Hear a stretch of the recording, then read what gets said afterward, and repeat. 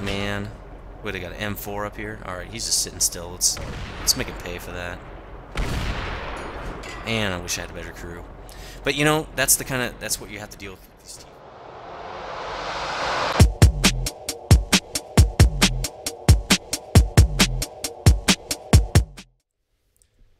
Hey everybody, welcome back to DG.net. This is nethervoid, also known as John, doing another strategy series for you this week. It's going to be a double header, but today I'm doing the StuG III Tier 5 German tank destroyer, and the Hetzer is an awesome Tier 4 tank destroyer right before the StuG III here, but this thing just takes the cake. I mean, it's super mobile, fast, like a scout almost, and it just hits super hard with this L70 gun.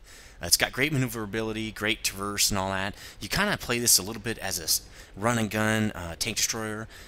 You can almost play it like an assault gun, but it's just not as heavily armored. It's not heavily armored enough to do that. But you can move around a lot on the battlefield and take advantage of the situations once you flank some guys and stuff. This thing's a beast. It looks awesome too. I mean, I couldn't wait to get it just because it looks so sweet. So that's pretty much how you play this thing. It's a run and gun. You can kind of hide a little bit, wait for things to get lit up, and then flank guys or help, push a line and get pretty aggressive. You don't just have to sit way in the back. You can definitely keep up with the line and shoot guys as you're advancing. You definitely want to stay behind some cover though. I use hills a lot. I'll go up come up over a hill, and you'll see it in the video I'm going to show. I'll come up over a hill, shoot a guy, and then back down over the hill again so he can't shoot me. So you definitely don't want to get hit, but you have the maneuverability to get all over the battlefield in this thing. It's pretty sweet. So let's get into some stats. 350 hit points. That's pretty standard. It's probably a little less than a medium tier for tier 5. I think those are coming in at about 400 or so. But that's still decent amount of hit points. It's really gonna not be too much if you get stuck with like tier 7s and 8s, which you do a lot of times in these tier 5s. They're gonna probably one-shot you, or maybe pretty much one-shot you. 440 horsepower, pushing 20 tons. If you look at that, and it's the horsepower, you want it to be 20 times the weight here. It's going to be moving fast. Now this is more than 20 times the weight, so you can tell this thing has got some acceleration and got some go power. 40 speed limit, you'll get to that, probably in the high 30s. This thing moves quick, and it's got really nice acceleration. 44 traverse with the upgraded tracks, nice traverse. You pretty much don't get circled in this thing, and if it's going to be really hard, you can back up anyway and cut off their circling path, but more importantly, you can outmaneuver other tanks, heavies and stuff, which you'll see me do in the video. And 80 hull armor that's sloped here in the front anyway. In here is pretty flat in some areas, but 80 hull armor is the same armor all the way up to the Ferd.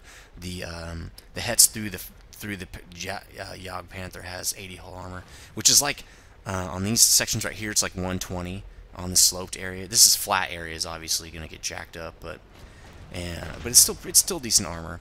Not great, but it's TD. What do you expect? 44 gun traverse, that doesn't really matter. View range 306, that's decent. If you want to sit back and snipe a lot, you probably want to get some binocs. But if you're on the move, you could also get some optics. That will help, plus 10%. But if you're sniping, definitely get the binocs. Usually sitting in one spot, especially if you have a camouflage net. 415 signal range, not really great for a radio, but it's not really horrible. It's probably middle of the road. It's a little better than it used to be, It's not the 400 I used to talk about. This is more like 500 from what I used to talk about. So this will do, but I really would have rather had like a 700 meter radio or something like that as the high tier radio. So those are the stats. We might as well just get right into the modules since we're already talking about radios. You start out with this 310 meter radio. It's not that great. You really do need to upgrade it. It'll do okay for you, but this 415 meter radio is a lot nicer because you can radio positions toward the end of the game and get a lot more XP and credits from radio enemy positions while they're getting hit. Now the FUG 7 is not available. Well, we can talk about that later actually. So tracks, 37-degree traverse is okay, but it's 37 degrees per second. It's not, I mean, it's okay, but you really need this 44 degrees per second, and that's a huge upgrade, 7 degrees per second. Once you get this, it's the maneuverability of this tank, you'll see, compared to the Hetzer, is ridiculous. 37 again is okay, it doesn't feel sluggish or anything, but another reason you're going to need these tracks is you can only load this first 7.5 on there, these two 7.5s, with the unupgraded tracks. to load this L70 or the 10.5, you'll need the upgraded tracks. You can also load all these engines with the original tracks, which is cool. You're going to start out with this 320 horsepower engine, which is okay. You know, it's a little slow. It feels more like the upgraded HETs probably. But once you get this 440, the 350 helps a little bit, but the 440, that's when you get that really ridiculous acceleration and getting up to 30 kilometers per hour and stuff like that. Obviously no turret. So you're going to start out with this second 7.5 off the HETs with 106 penetration, 110 damage. Not too bad against tier 5s and maybe even tier 6s, but when you're getting into tier 7s and 8s, it's really going to be tough to pen them. You know, maybe from the side you can have some good shots. You really want to get this L70, 138 pen, 135 damage. This gun rocks, especially on this tier 5. It's really insanely nice to have. You can also use the 10.5 derp gun. I've seen people use it, but it's really only reliable against tier 5 or lower tanks because you do have to hit. It's not like the old HE where you can hit it wherever you want and get some damage on it. You have to aim pretty properly, and this will make your gun not very accurate, so you're gonna have to get in people's faces. So usually I just stick with the 7.5 L48 until I can unlock the L70 and jump right into it. So those are the modules, and let's get into some research. So here's the StuG III research tree, and as you can see, Andrew's already unlocked this radio, because this FUG 7 is on a lot of different radios. It's not on the Hetzer though, so you will not be able to unlock it from the Hetzer. But if you've gone up like the PZ3 or the PZ4 line, or you've done the RD line, if you've done any other line than the TDs, you'll have this unlocked. You will also have these two guns unlocked from the Hetzer, and if you've done the PZ3 or 4 lines, you'll have both of these engines unlocked. So let's say you have all this stuff unlocked. You're obviously just going to go for the tracks and then get the L70 and then grind out this YAG Panzer IV. If you don't have the engines, I would probably go, obviously you're going to throw that L48 on first, and then I would go probably this first engine because it's only 710 experience. I would throw that on real quick. Then I would get these tracks because not only does it help you get the L70, but it's also going to give you that awesome plus 7 degrees per second to diverse. And then after that, I would go for the L70 and finally the final engine. And then after that, I'd unlock this radio, and then I would unlock the YAG Panzer IV. So you're going to see all that on the side over here. So let's get back to my garage. So that's research. Now let's do some equipment. Obviously, I don't put equipment on unless they're tier 7 and above, but if I did, I'd go right for the vent, and I'd go right for the rammer, which I do on almost every tank, and then I'd probably just go for the camo net because you will be sniping quite a bit on this StuG here because it doesn't have a lot of armor and stuff. It's not like FERD. That FERD is the first time I would not go camo net on these tanks. So that's equipment. Standard AP and HE, a little more HE than they might see on tier 7 and above, just because I might not be able to pen because I'm up against tier 8s, so I'll load some HE to hopefully take out their gun. And for consumables, I will get the small repair kit on tier 5 and 6. On tier 7 and above, I get a full set of consumables. So that's pretty much this tank, and let's get into a fight. Oh wait, the crew. I did get this crew at 50%, so your crew will probably look like this when you unlock everything. 65%, maybe 70% by the time you unlock everything on this tank. And you're going to see the accuracy problems with this tank. It's still a really accurate gun, but with this crew, yeah, you're going to have accuracy problems. So anyway, let's get this thing to a game and see what it can do. Here's a game I played on Himmelsdorf, and I'm ranked pretty low on the totem pole in this one, and you can kind of expect this a lot with tier 5s. It's just kind of the way it is. Now, this is not a great map for TDs, so my strategy here is just going to be to kind of hang low, wait for things to get lit up, try to flank, try to kind of support a line or something, but not stick my neck out too much. And that's why, as you'll see, obviously I already know what my XP is going to be on this game because this is after the fact, duh. So you're going to see why you're not going to... Oh, there we go. Man. Wish I had a better crew. Might have been able to make that shot. So, need to take out this scout. There we go. Come on, guys. Hit him. Come on. Hit him.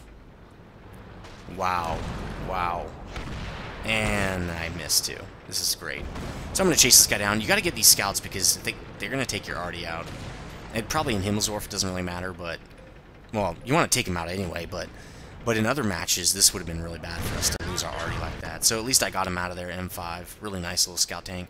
But again, doing a heat seeker thing, which really should never be in a game because it didn't happen at all in the real war.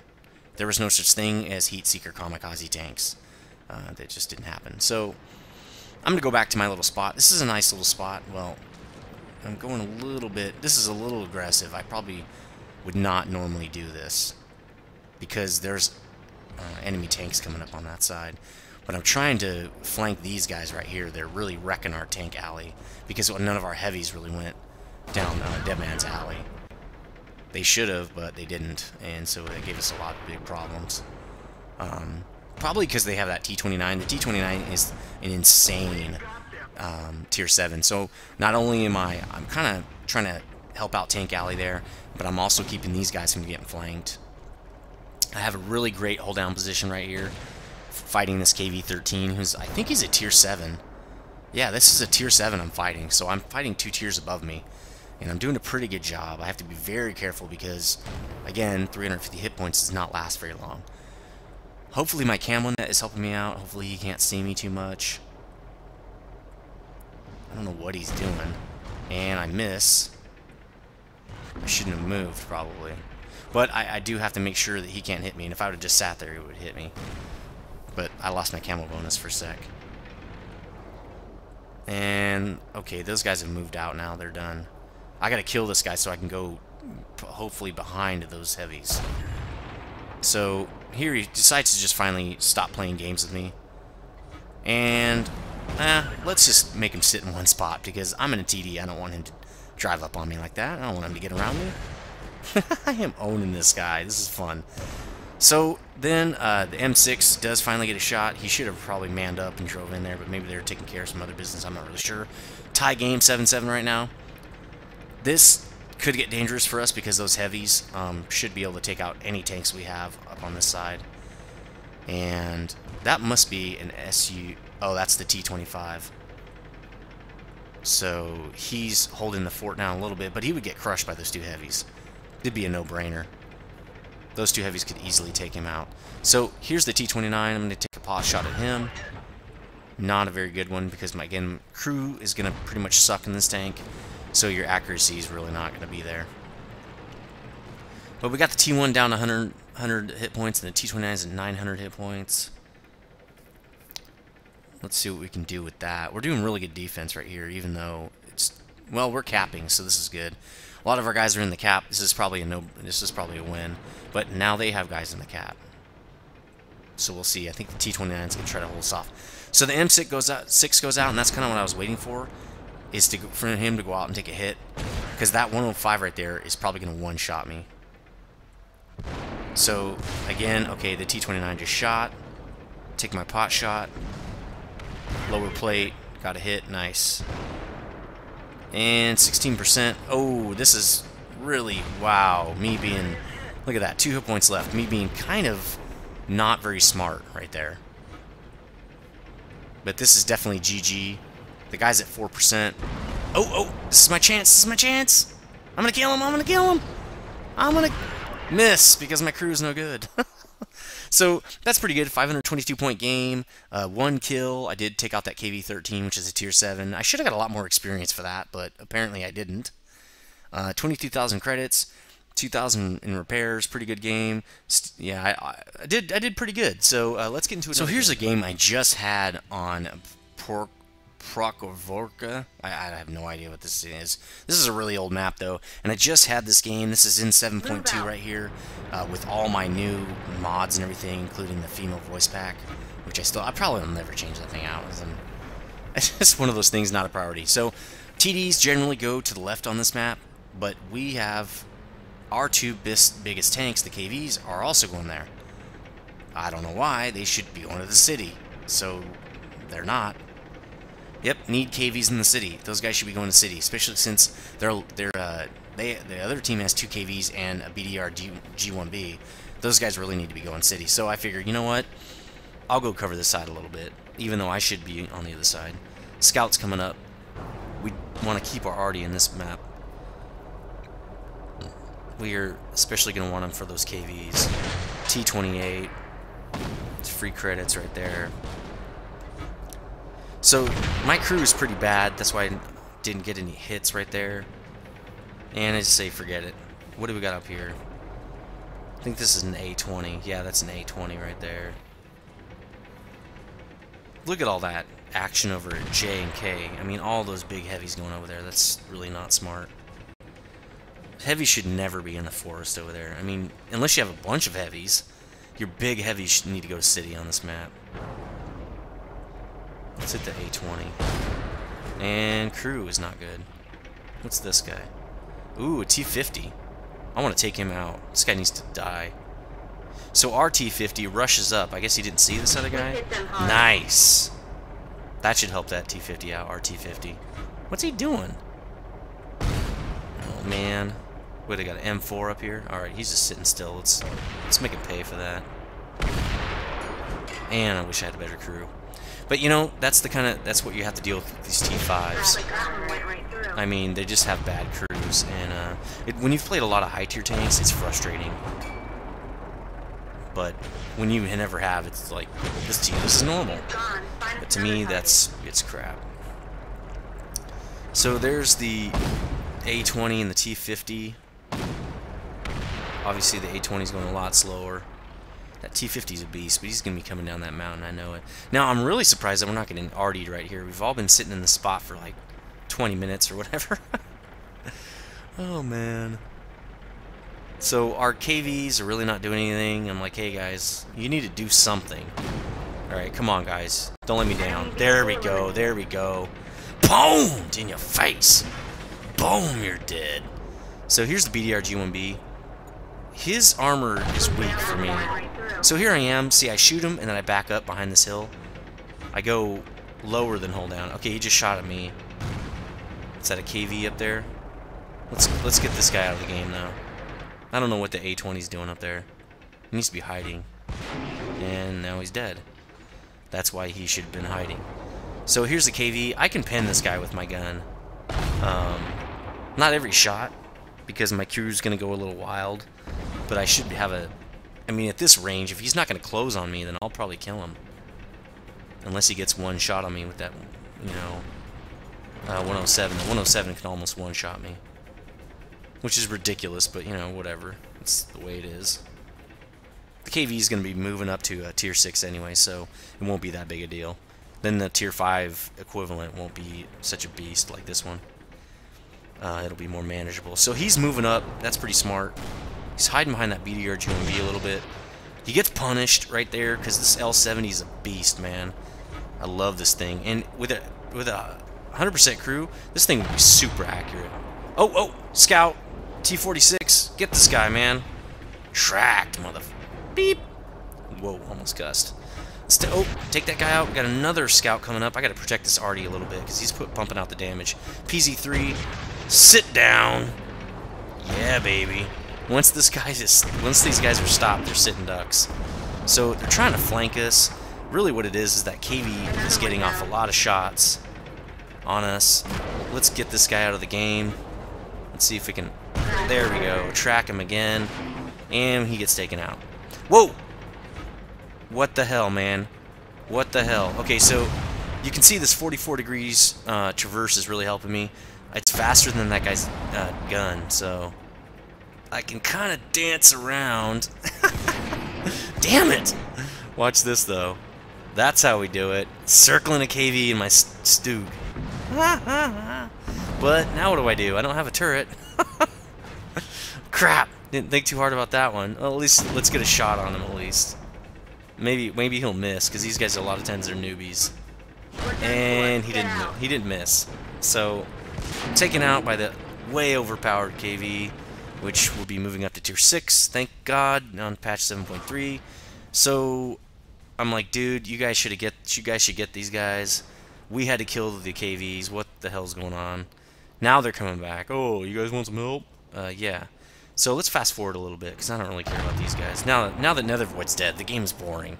So we're gonna fast forward a little bit because I just kind of want to show you the XP and stuff I got for hitting all those guys and killing guys. KV, the guy who should have been going on the city, is coming into cap because he thinks he's awesome. Now he's going to think, oh, that was a good strategy. When really it was, he had some good tankers on that side, covering his ass. Here's how you know this guy is really not that great of a player. He can't hit that Artie.